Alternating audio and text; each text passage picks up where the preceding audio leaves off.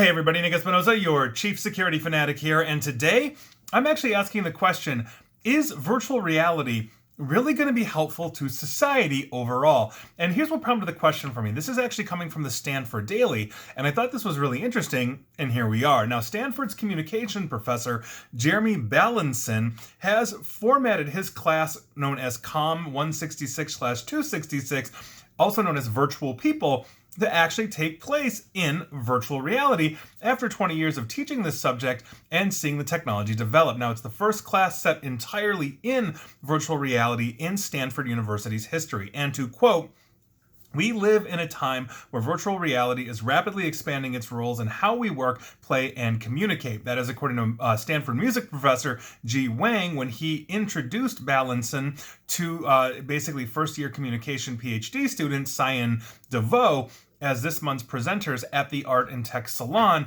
a speaker series devoted to bringing together students and professors from across Stanford campus disciplines. Now, when planning this class, Bailenson took, I'm thinking it's Bailenson, not Bailenson. Bailenson took a gamble on whether VR software and technology would be advanced enough in time for him to teach the class for the summer course. The software the class ended up using, known as Engage, became ready late May, just in time to run the course in the summer. Now, Engage is a virtual meeting platform that provides tools for students and teachers to build and interact in virtual environments. Now, DeVoe, who is a teaching assistant for the class, described how VR allows people to imagine the impossible, adding that the teaching team tried to incorporate that tenet into the curriculum. Now, class assignments include participating in a guided meditation in outer space, creating a performance with different avatars, and building a unique scene. Bailenson and DeVoe had to budget hardware expenses, obviously, find a new platform to host the class, and create a new curriculum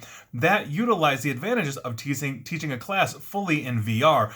They decided to embrace the flipped classroom method where students do readings over the weekend in preparation for interactive lessons the following week. Class sessions were also limited to 30 minutes to avoid simulator sickness, a subset of motion sickness that can be caused by VR devices. Another concern that the class had to navigate was actually privacy. And this is interesting. I've got some thoughts on this. Bailenson actually made a deal with Facebook to allow students to use fake accounts in order to protect their privacy while using their university-provided headset from Oculus, a subsidiary of Facebook's parent company, now known as Meta.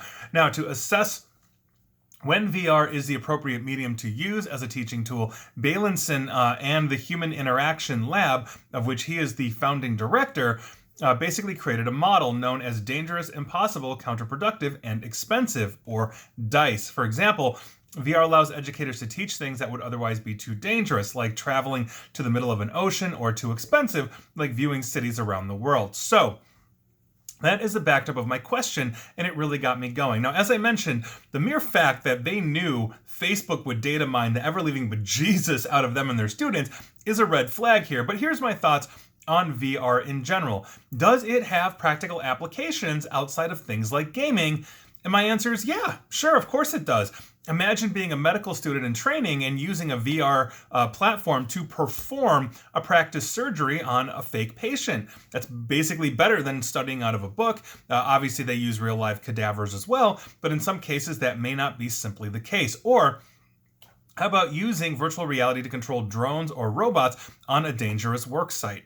So there you go. You don't have to basically accidentally fall 80 stories off that skyscraper when the robot and the drone are doing the work for you and you're safely on the ground. There are some practical considerations that virtual reality is going to have as we continue to improve and embrace more technology. However, there are some concerns here as well, and that's namely, how would we use virtual reality in our daily lives outside of, let's say, those very specific cases? So, for example, is a meeting or an online discussion really going to be that much more enhanced in terms of information delivery?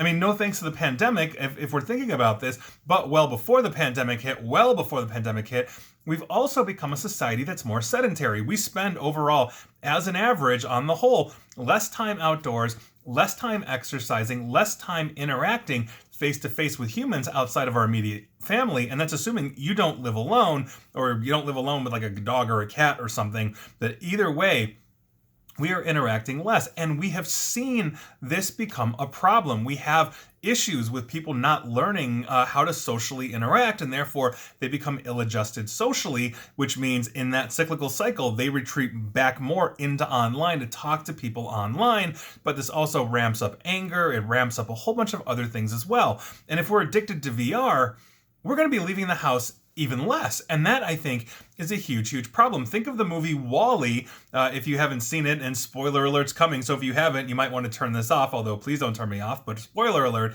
essentially, humans move to space. They essentially have these their own little floating wheelchair kind of thing, and they spend the entire day on the internet. And as generations of humans have stayed on this spaceship, they've basically gotten fatter, slower, they can't walk, all these kinds of things are completely dependent on the technology.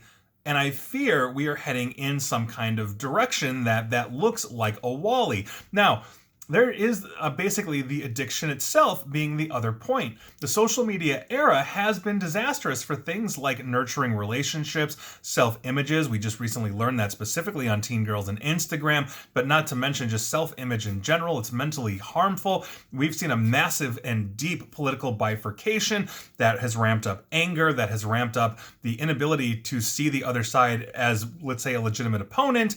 Instead, we're starting to see them as the enemy. These are things that social media has dropped a supercharger into, and I fear that VR in that kind of interaction is going to make things potentially worse.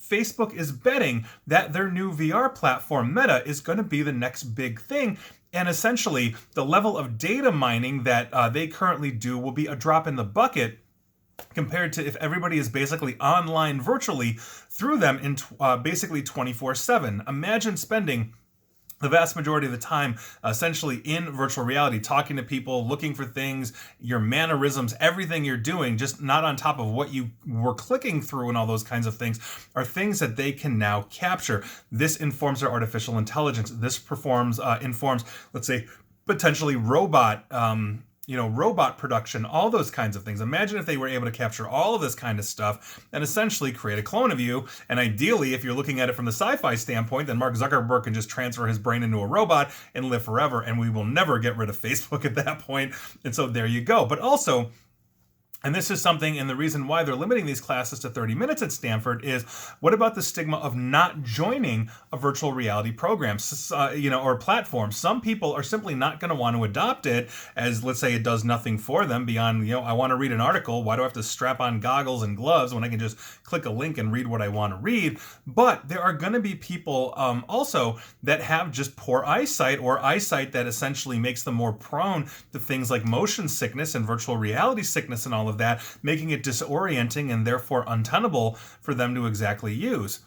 So what happens to those people? Are they essentially pariahs? Are they outcasts? Is there a way that, let's say, if I'm not in VR, could interact with VR people and still, let's say, have my information delivered? Meaning not everybody in the meeting has to be in virtual reality for whatever reason, And so these are things I think that we need to consider. I think that there is a potential for a lot of benefits, especially when it comes to those niche things that virtual reality makes it safer and more productive and more effective for humans to do. But there's a lot of pitfalls here as we are going through this, in the same way that when the internet was created, we thought, this is great. This is information sharing. This is collaboration. I can do a research paper on, Russia and talk to somebody in Russia, this was the world of possibilities. And we ended up basically being data mined, having our privacy violated, having our self-esteems ruined, having political divides created, all basically to turn a profit. And I think there needs to be that balance there. I'm a capitalist at heart, but we can't destroy society while making a buck. That helps nobody, including the people actually making the money. So there has to be a balance there. Those are my thoughts on this. I'd love to hear your thoughts on what you think of VR, good, bad, or ugly. So let me know, drop me a line. And that is your news of the day. And please like, share, follow me here on Facebook and Twitter at NickAESP. And please feel free to subscribe to me at YouTube as well. And as always, stay safe, stay online, and please stay private. Thanks, everyone.